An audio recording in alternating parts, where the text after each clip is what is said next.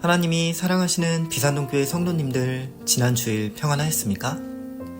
오늘 우리에게 주시는 하나님 말씀은 창세기 12장 1절에서 9절까지 말씀입니다. 하나님의 말씀을 함께 읽겠습니다. 여호와께서 아브람에게 이르시되 너는 너의 고향과 친척과 아버지의 집을 떠나 내가 내게 보여줄 땅으로 가라. 내가 너로 큰 민족을 이루고 내게 복을 주어 네 이름을 창대하게 하리니 너는 복이 될지라.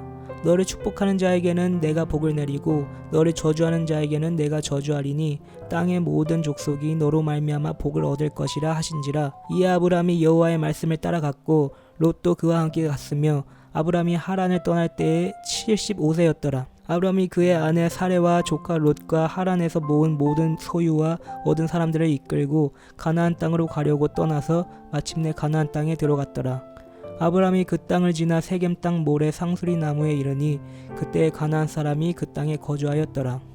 여호와께서 아브람에게 나타나 이르시되 내가 이 땅을 네 자손에게 주리라 하신지라.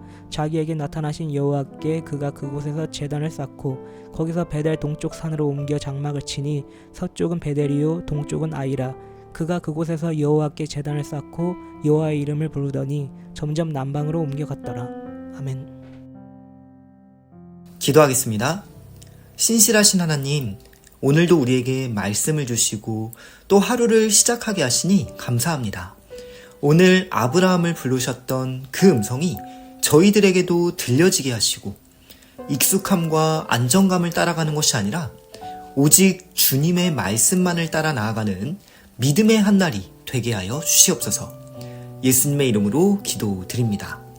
아멘.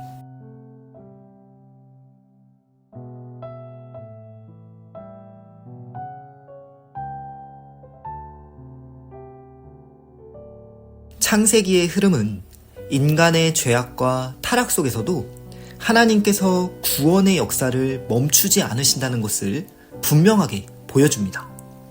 아담과 하와의 타락, 가인의 살인, 노아 시대의 심판과 바벨탑의 교만 속에서도 하나님은 구원의 뜻을 이루기 위해 계속해서 사람을 찾으셨습니다.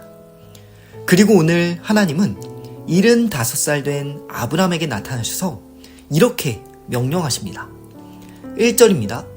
여호와께서 아브람에게 이르시되 너는 너의 고향과 친척과 아버지의 집을 떠나 내가 내게 보여줄 땅으로 가라. 아멘. 이것은 단순한 이동 명령이 아닙니다.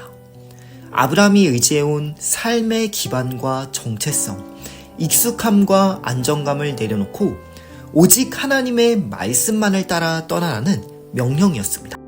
하나님은 아브람을 믿음의 여정, 곧 하나님만을 의지해야 하는 광야의 길로 초청하신 것입니다.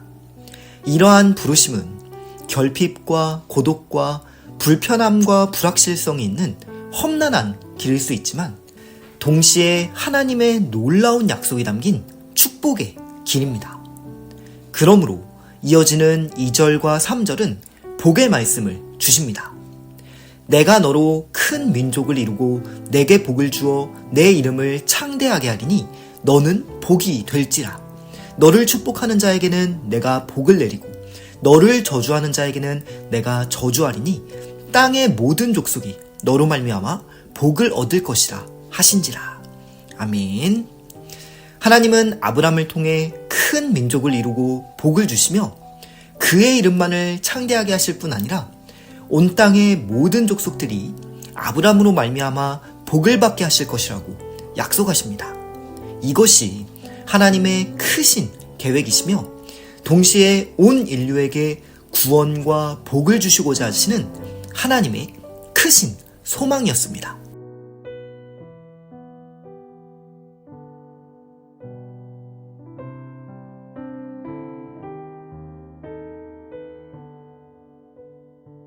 하나님의 이 말씀 앞에 아브람은 어떻게 반응했을까요? 4절입니다. 이에 아브람이 여호와의 말씀을 따라갔고 롯도 그와 함께 갔으며 아브람이 하란을 떠날 때에 75세였더라. 믿음으로 말씀에 순종하여 아브람은 고향을 떠납니다. 75세라는 나이, 삶의 기반이었던 고향과 가족과 친척을 떠나 앞으로 어디로 가게 될지도 모르는 광야의 여정을 시작한 것입니다. 사람은 나이가 들수록 익숙한 환경과 안정감을 더욱 원하게 됩니다. 제 주변에도 은퇴하신 분들이 몇 분 계신데 은퇴 후에 시골로 내려가서 귀농하신 분들이 있습니다. 그 이유를 여쭈어보면 어릴 적에 살던 고향, 오래도록 익숙하고 편안했던 시골이 비록 도시보다는 조금 불편할지라도 마음을 안정시키고 편안하게 해준다고 말씀하셨습니다. 그렇다면 오늘 본문에서 75세 정도 되는 아브람이 고향을 떠난다는 것은 오히려 고향으로 돌아가야 할 시점이 아니겠습니까? 그런데 아브람은 그 나이에 모든 익숙함을 뒤로하고 오직 하나님의 말씀만을 붙잡고 새로운 길을 향해 믿음으로 발을 내디딘 것입니다. 하나님은 그러한 아브람의 믿음을 매우 기뻐하셨습니다. 한 걸음 더 나아가 우리는 여기에서 중요한 사실 한 가지를 발견하게 됩니다. 지금 아브람이 떠났던 땅 하란은 그의 아버지 데라의 꿈이 멈추었던 자리였다는 것이죠. 창세기 11장 31절은 이렇게 기록합니다. 데라가 가나안 땅으로 가고자 하더니 하란에 이르러 거기 거류하였으며, 데라는 가나안을 꿈꾸었으나 그의 꿈은 중단되었고 결국 하란에 머물게 되었던 것입니다.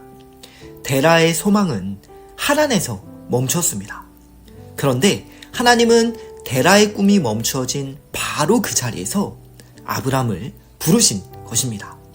그리고 하나님은 아브람에게 아버지의 꿈이 멈춘 그 자리에서 새로운 꿈, 더 큰 소망을 품게 하시는 것이죠. 이것이 하나님의 놀라운 은혜입니다. 하나님은 때때로 우리의 시선에서 볼 때 멈추어진 것처럼 보이는 자리, 절망의 자리, 포기의 자리에서 더 놀라운 새로운 소망을 시작하십니다. 오늘 아브람이 받은 하나님의 부르심은 아브람의 시선보다 더 크신 하나님의 소망을 품게 하시려는 하나님의 은혜의 초청이었던 것입니다.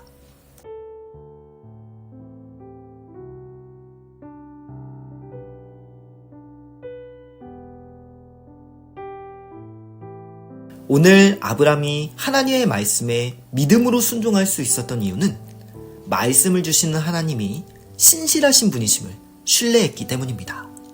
말씀을 신실하게 이루어 가신 하나님, 아버지 데라의 소망을 이어가실 하나님, 나의 소망도 넉넉히 이루어 주실 크신 소망의 하나님을 아브람은 신뢰함으로 따라갔던 것입니다.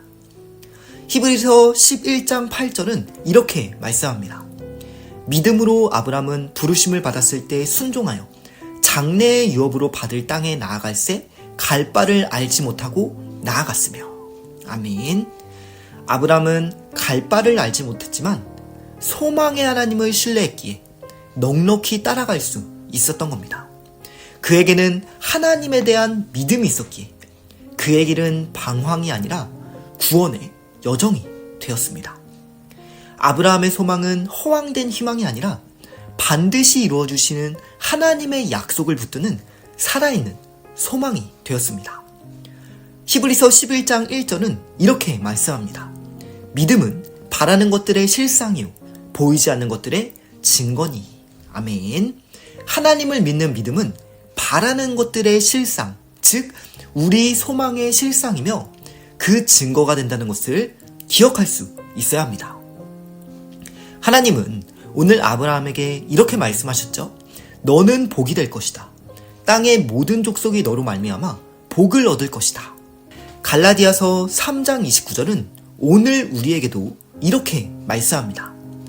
너희가 그리스도의 것이면 곧 아브라함의 자손이요 약속대로 유업을 이을 자니라. 아멘. 우리 또한 하나님이 주신 약속의 말씀을 붙들 때, 신실하신 하나님을 신뢰할 때 우리가 가야 할 복의 길, 진정한 소망의 길을 만나게 되는 것입니다. 우리의 꿈이 열리게 되는 것입니다.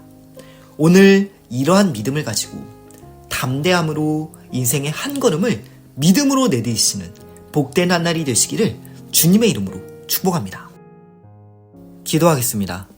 신실하신 하나님, 오늘 갈 바를 알지 못한 채 떠났던 아브라함처럼 오늘도 저희의 삶은 불확실함 속에 있지만 하나님께서 말씀을 주셨기에 저희는 믿음으로 한 걸음 내딛기를 결단합니다.